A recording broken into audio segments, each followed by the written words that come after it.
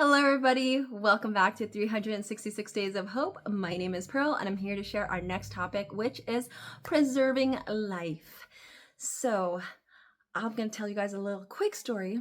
So, today I was looking out my window and I saw this black car pull up, and these two boys came out of the car and they ran down the street.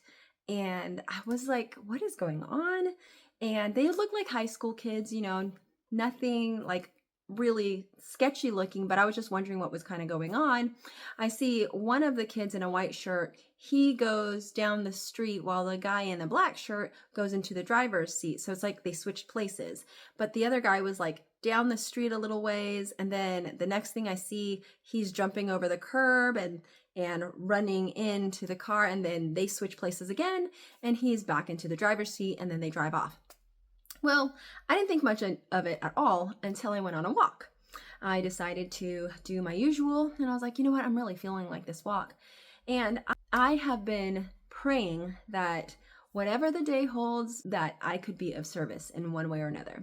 So I'm walking and I end up seeing this thing move in the corner of my eye, and I look over and it's a bird that I'm assuming what might have happened.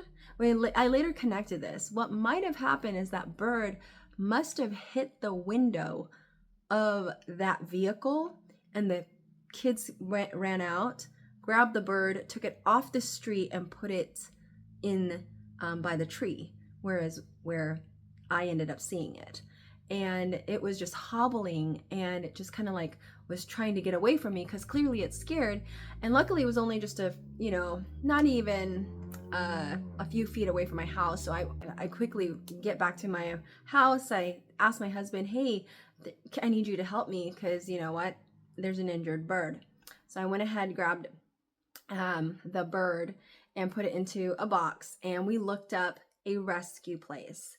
And I was so surprised to have found this person. I don't think I could have handed this bird to a better person. Turns out I take this bird to this beautiful 50-acre wildlife preserve. I walked in feeling like I was, in Charlotte's Web. I don't know if you guys remember that story as a kid, and there was just geese and ducks and baby ducklings. There was possums, there was raccoons, there was bunnies, and right when I had got in, there were two fawns that had arrived, and they were in their crates, and I was just like, oh my goodness, there is a lot of animals here. But I love that it was set in a farm land type of place and not like in a, I guess I've never been to a rescue place, so I didn't know what to expect. But I have to hand it to Erica Miller for the absolute love that she pours out.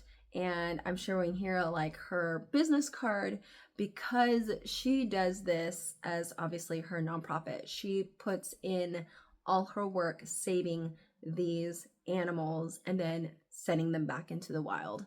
And what really was amazing was as I was there, cars were constantly pulling up. And I kind of share it here where literally I was showing a video of like where 4 cars were coming in, and my car was stuck, so I couldn't go anywhere. But nonetheless, it was just files of pets, and apparently files of animals were coming in. And apparently she was telling me she gets 2,000 animals a year, if not more, where she's rehabilitating them. And there was one of them that she's gonna had to euthanize because there wasn't anything that she could do for it. That part's like was sad, but she's extremely well educated and understands, anatomy, biology, physiology, chemistry, like the whole 9 yards. And so I was grateful to to find someone who can preserve the life of all these animals that people didn't know how to deal with. And one of them that really surprised me was this little fawn that you see in this video here.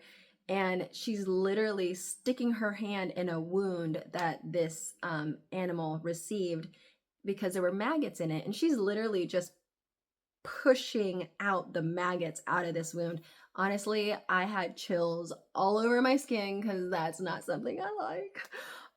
But I have to just say thank you for someone who puts in that much love and who bought all these acres just to be able to preserve it. And as I was headed out, I ended up seeing the horses come in and the donkeys following after.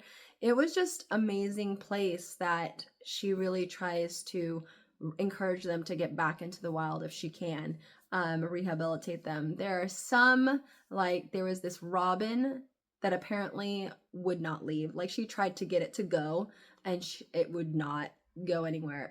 And even when we were there, like it was just free and it would just kind of stick close.